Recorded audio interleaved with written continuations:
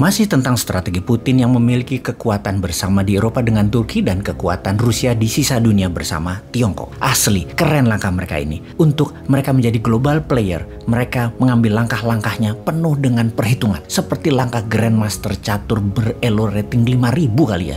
Belum ada ya yang 5.000, 2.800-an. Nanti Indonesia elo rating yang 5.000. Langkahnya pasti lebih indah lagi. Namun tentunya kita mengawali dengan memahami dan membahas langkah para aliansi Rusia ini. Rusia, Turki, Tiongkok yang bermain cantik, yang menantang dolar, menantang sistem SWIFT, menantang oil and gas, menggunakan pangan membuat lapar dunia, menggunakan emas, dan banyak lagi ring pertarungan yang sedang mereka mainkan, yang semuanya menantang hegemoni Amerika dan sekutunya. Kita membicarakan macam-macam perang dulu, baru lanjut ke strategi Rusia-Turki. Diskusi kita kali ini meliputi, yaitu satu, dalam fakta pertahanan. Di awalnya memang militer pendekatannya, namun ujung-ujungnya ekonomi juga. Nomor 2, perang ideologi. Perang komunis versus perang demokrasi. Perang religi versus komunis versus demokrasi. Dan terakhir, kita bahas sejarah Nusantara yang oleh Gajah Mada menggunakan pendekatan ekonomi di dalam menyatukan. Bacanya menaklukkan ya, Nusantara yang sekarang ditiru oleh Tiongkok, yaitu menggunakan pendekatan ekonominya dalam penaklukan sebuah wilayah.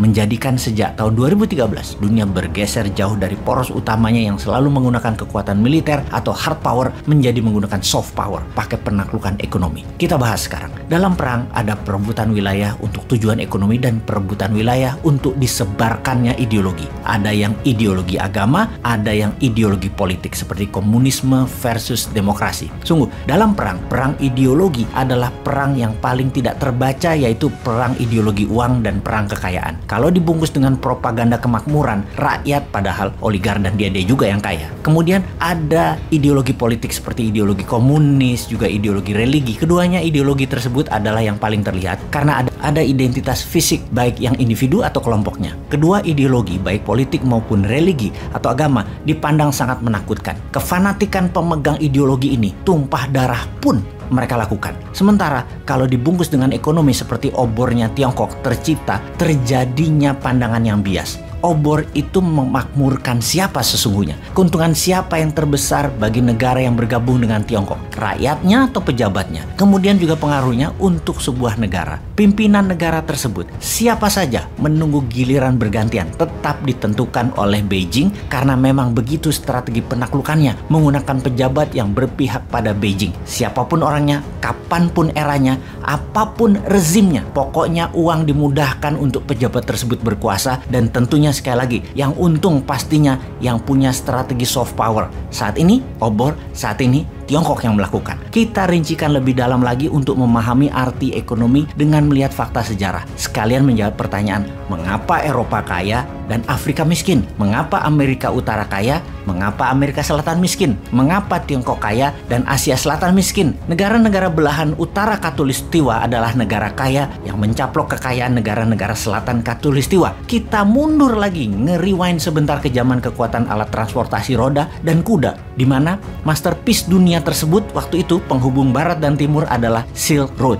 Pertukaran produk dan pengembangan produksi kertas Tiongkok, mesiu Tiongkok, rempah dan emasnya India, bahan baju dari India, sutra dari Tiongkok, dibarter piring, keramik, perhiasan Eropa, sampai kemudian kemajuan teknologi navigasi perkapalan dari Timur Tengah ke Eropa. Ketika dunia perkapalan tumbuh kurang dari 50 tahun di Eropa, Silk Road hanya dipakai kurang dari 20%-nya saja. Dunia lebih cepat terhubung melalui laut. Kemajuan teknologi permesinan Eropa menuntut banyak bahan baku. Kemakmuran Eropa menuntut makin banyaknya barang produksi, dan barang produksi memerlukan bahan baku. Inilah awal bangsa utara menjadi lebih cepat maju karena 4 musim membuat mereka selama ribuan tahun yang cuacanya keras, membuat mereka sekali lagi memiliki peradaban keras dan harus survive dengan banyak inovasi. Inovasi adalah kunci survival sebuah bangsa, dan kerasnya musim di wilayah utara Khatulistiwa yang kebanyakan adalah sangat ekstrim, mulai dari panas kering di atas 35 derajat Celcius hingga dingin membeku di bawah 10 derajat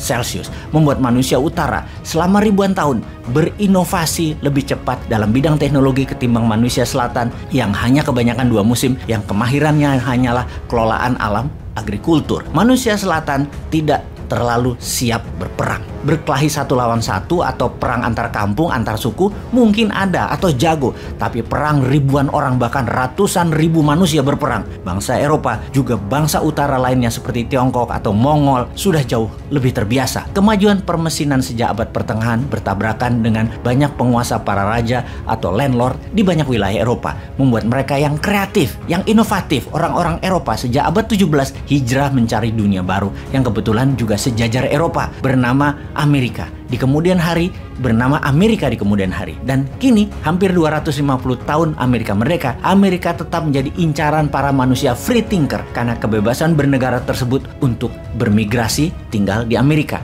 Kembali ke budaya perang. Perang Dunia Pertama di Eropa, Perang Dunia Kedua di Eropa, Asia Timur Raya, semua wilayahnya adalah sisi utara Khatulistiwa. Kemudian ada Perang Dingin atau Cold War, di mana sisi komunis menciptakan Pakta Pertahanan, Pakta Warsawa melawan sisi barat, Pakta Pertahanan Atlantik Utara, NATO. Mengapa membentuk pertahanan? Karena membangun kekuatan militer sendiri biayanya sangat besar. Kemudian dalam periode panjang belum tentu ada serangan. Namun tanpa persiapan perang tersebut, sebuah wilayah akan menjadi lemah dan mudah ditaklukkan oleh pemimpin ambisius, visioner, dan biasanya sangat menyukai sejarah masa lalu akan kebesaran bangsanya. Punya romantisme sejarah lah kira-kira. Kita semua tahu saat ini negara agresor itu adalah Amerika. Kalau tidak mau diserang ya gabung dengan Amerika, atau lebih tepatnya takluk pada Amerika dan kekayaan alam sebuah wilayah disedot ke Amerika untuk kepentingan Amerika. Tidak nurut, digulingkan pemerintahannya atau diembargo atau diserang secara militer terang-terangan. Seperti Erdogan akan digulingkan oleh Amerika namun diselamatkan oleh Rusia. Juga bukti lain,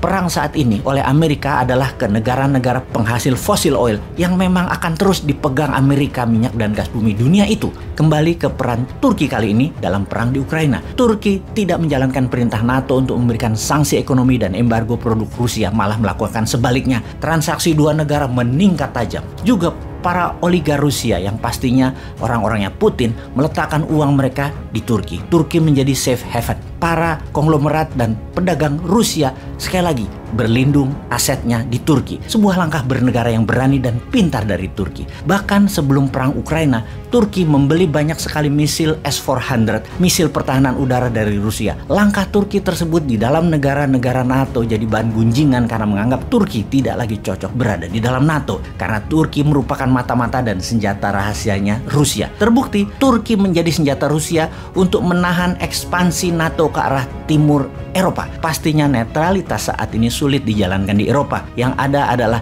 ikut NATO atau ikut Rusia. Mungkin setelah Swedia, Finlandia, kalau nggak salah tinggal Swiss dan Austria yang masih netral dan sangat mungkin dicaplok NATO. Bahkan Moldova pun sudah ambil ancang-ancang untuk ikut NATO. Pastinya juga peta Eropa harus ditarik ulang oleh kita. Redraw map of Europe. Kita harus ganti cara melihat Eropa bernegaranya. Sekarang yang jadi pertanyaan, perang ini terjadi karena NATO menyerang atau karena Rusia menyerang? Saat ini Ukraina jadi ujung tombak NATO. 18 billion dolar anggaran baru dari negara Eropa dan Amerika menurunkan lebih 40 billion dolar lagi. Kalau di total dalam rupiah kira-kira hampir 900 triliun kira-kira. Saat ini di Brussel, Belgia, tempat komando sentral NATO melawan Rusia sedang merapatkan barisan. Apa kira-kira langkah mereka selanjutnya? Panjang nih perang dunia ketiganya.